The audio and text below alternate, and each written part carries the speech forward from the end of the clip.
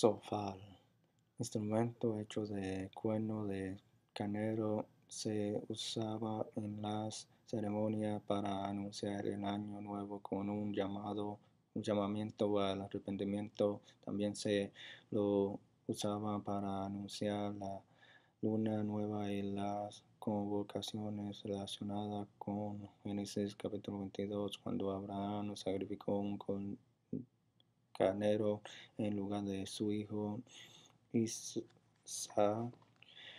Este cuerno era utilizado en tiempos de guerra y de paz. El chafón con boquilla de plata era utilizado en el día de la expiación, y el de boquilla de oro era utilizado en la fiesta de las trompetas, Año Nuevo Judío. De todos los instrumentos utilizados por el pueblo de Israel, el shofar es el único que ha sobrevivido el paso de los tiempos. Arpa, el arpa en hebreo never salterio, reconstruida de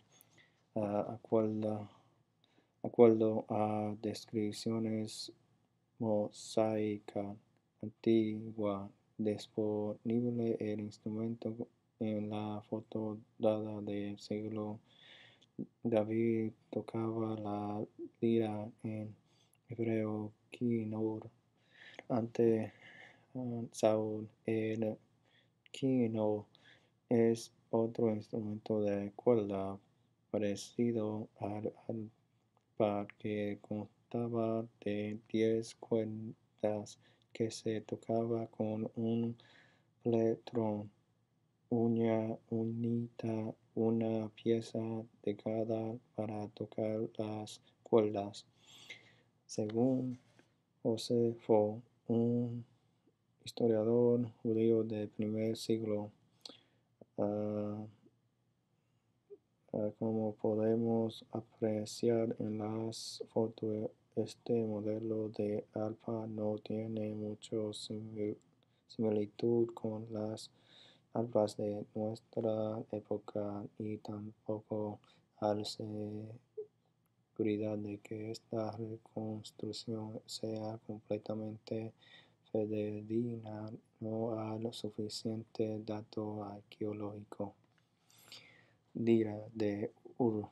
Esta es una lira de Ur o sumeriana, en una pintura encontrada en excavaciones hechas en el Oriente Medio. Esta es una de las imágenes más antiguas encontradas en excavaciones arqueológicas. Se puede apreciar las formas y el tamaño de este antiguo instrumento de 11 cuerdas. Además, se observa un becerro en la parte interior del instrumento, que es la representación de un dios que adoraban mediante la ejecución de la lira. Es interesante notar que los hebreos usaban los mismos instrumentos que los pueblos paganos, mientras que los israelitas los usaban para adorar a Dios. Los paganos lo usaban para adorar a sus dioses. Címbalos. Una foto de címbalos encontrado en excavaciones arqueológicas, instrumentos de percusión utilizados por mujeres fuera del templo en varias festividades religiosas en la vida cotidiana del pueblo de Israel. El címbalo era tocado generalmente con los dedos, semejante a las castañuelas. Elena G. de Fuad y los instrumentos musicales. Existen muchos pasajes escritos por Elena G. de Fuad acerca del uso de instrumentos. He aquí alguna cita para referencia y apoyo a todos los expuestos. El uso de instrumentos musicales no es de ninguna manera objetable. Esto es, se utiliza en el servicio religioso en la antigüedad. Los adoradores alababan a Dios por medio del arpa y el címbalo, y la música debiera tener un lugar en nuestro culto. Esto despertaría más interés en ello. Llaman en nuestro auxilio instrumentos musicales si esto es posible y ascienda hacia Dios la gloriosa armonía como una ofrenda aceptable. Me alegro de oír los instrumentos musicales que tenían aquellos. Dios quiere que los tengamos. Él quiere que lo alabamos con el corazón, con el alma y con la voz, magnificado su nombre ante el mundo. Hay una cita muy usada para demostrar que hay un instrumento satánico, pero solo se trata de una mala traducción. La cita dice así: el influjo de los instrumentos satánicos se une con el estrépito y el vocerío, con los cuales resulta un carnaval, y a esto se lo denomina la obra del Espíritu Santo. Aquí la palabra instrumento está mal traducida. En inglés dice agency, que se traduce por instrumento cuando debió haber sido traducido como agente satánico. Las instrucciones de las nuevas versiones han aclarado esta confusión. Todos los miembros de la familia Ward tenían talentos musicales. Jaime Ward era un buen barítono y muchas veces pasaban al púlpito cantando cuando le tocaba predicar. El órgano, que generó mucha influencia en la iglesia metodista, es uno de los instrumentos que se conservan hasta ahora en la última residencia de Elena de Fuad en Earl Shaven, California. Ella, de raíces metodistas, no tuvo problema en utilizar un instrumento muy controversial en sus días.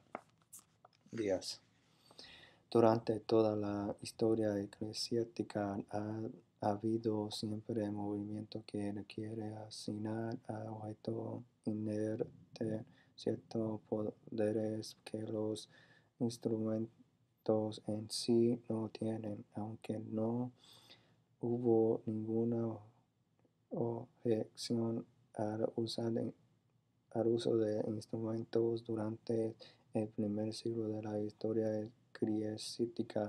Para el siglo II se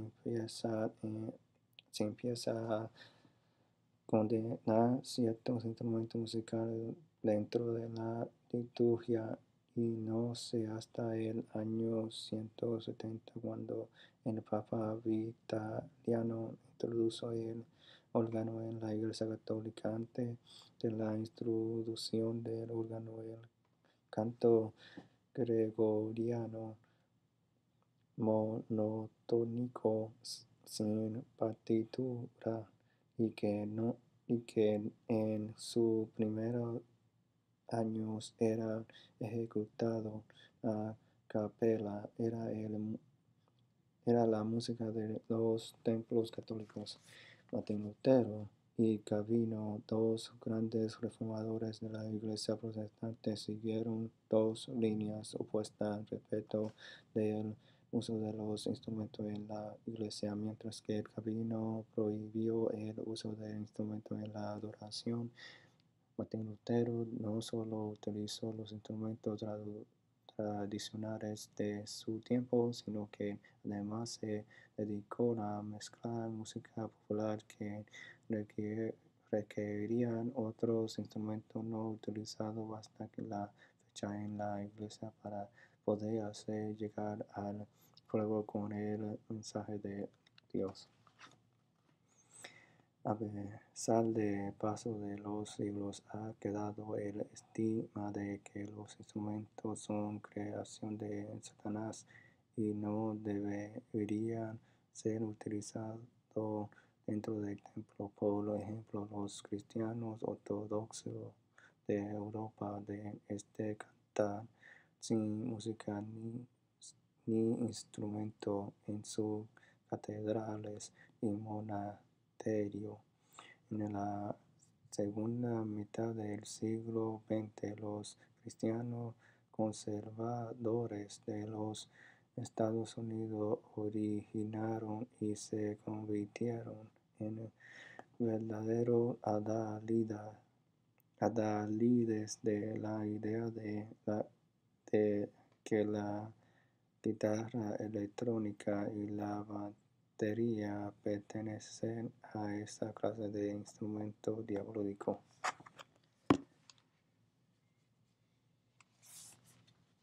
La asociación entre instrumento y música, sin duda que una de las mayorías controversias de tema que estamos considerando hacer de la asociación que hacemos entre un determinado instrumento, el tipo de música que se ejecuta con ese instrumento y los lugares donde se escucha esa música. Esta asociación de nuestra mente es tan fuerte que cuando vemos un determinado instrumento pensamos que solo fue hecho para ejecutar cierto tipo de música en ciertos lugares particulares. Por ejemplo, conoce a un hermano de iglesia que no podía soportar la música de mariachi porque la casa donde había crecido estaba al lado de una cantina donde sonaba trompetas, violines y guitarras.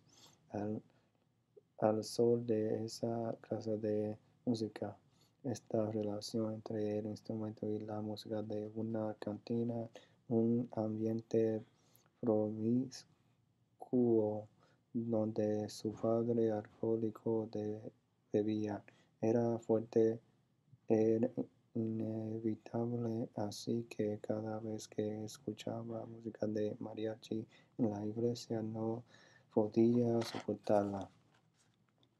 A causa de este fenómeno de asociación, consideramos que cierto instrumento solo debe tener un uso específico en determinados lugares. Todo esto lo dictamina una experiencia personal que se convierte en un código absoluto. Una pregunta importante es la siguiente: ¿qué podemos hacer para no fortificar acerca del uso de cierto instrumento para la iglesia sobre la base de la subjetividad, sobre un fundamento tan débil por relativo?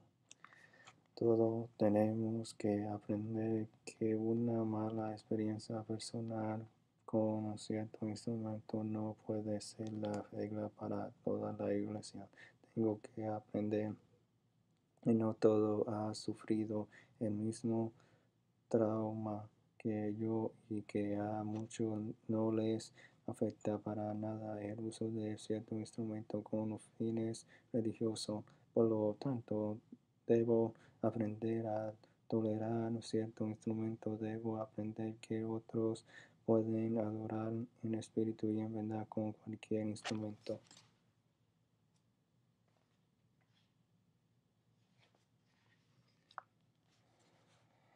pauta para introducir nuevos instrumentos. No pretendemos ser exhaustivo, pero he aquí algunas ideas que nos pueden ayudar a introducir nuevos instrumentos en nuestra congregación. No es saludable iniciar este proceso sin antes en oración concertar y evaluar la idea con los líderes de la iglesia local y aún con la junta de iglesia.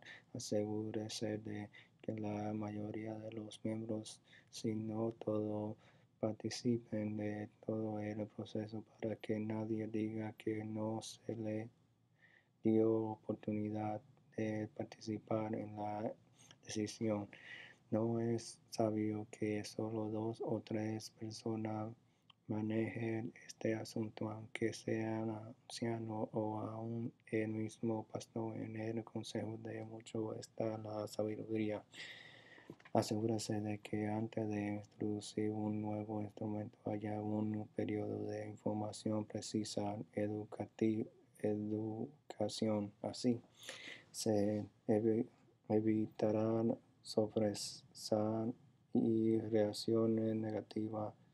Proveer materiales, lectura, videos al respecto.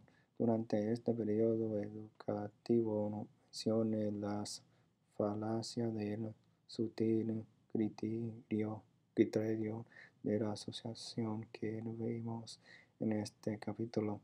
Tenga fechas específicas de proceso, fechas límite para cada paso y anúncielas en todos los medios de comunicación de su iglesia local.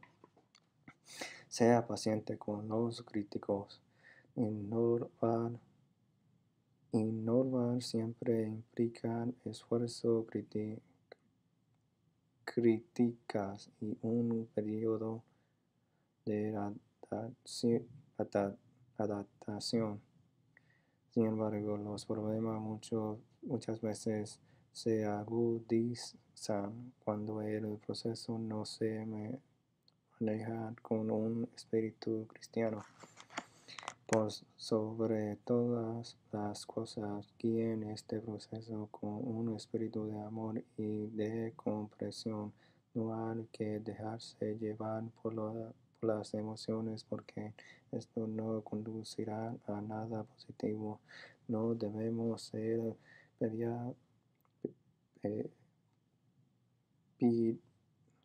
piedra de tropiezo. Si la mayoría no está de acuerdo, entonces recuerde que no se trata de imponer nada a nadie. Ya llegará el momento apropiado en que la congregación estará madura para este asunto. Es necesario que usted enfatice la idea de que leer los propósitos de los nuevos instrumentos en la iglesia es alabar al Señor. El uso sabio de los instrumentos es parte esencial de la adoración. La iglesia tiene el propósito de glorificar a Dios y no exaltar al ser humano. Finalmente, nunca olvidemos que la voz de la congregación es más importante que cualquier instrumento musical.